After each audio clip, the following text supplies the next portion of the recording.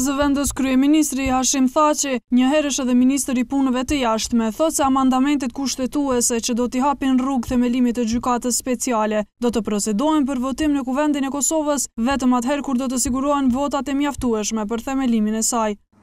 Ne jemi duke punuar që një votim i tillë pozitiv të ndodhë sa më shpejt që është e mundur, sa më tepër shtyhet gjërat mund të komplikohen.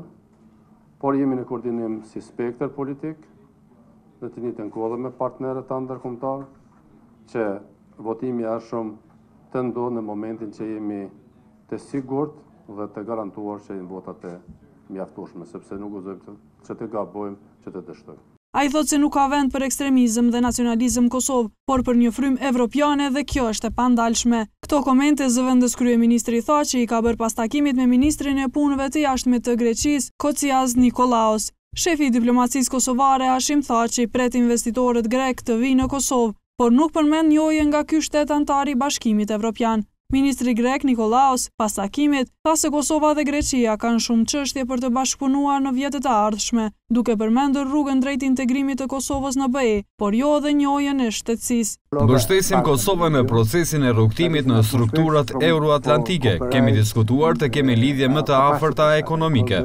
Ata kanë diskutuar për raportet bilaterale dhe çështje tjera të rajonit. Ministri i jashtëm grek ka zhvilluar një takim edhe me kryeministrin Isa Mustafa, por asnjëri nuk ka dhënë deklaratë pas takimit.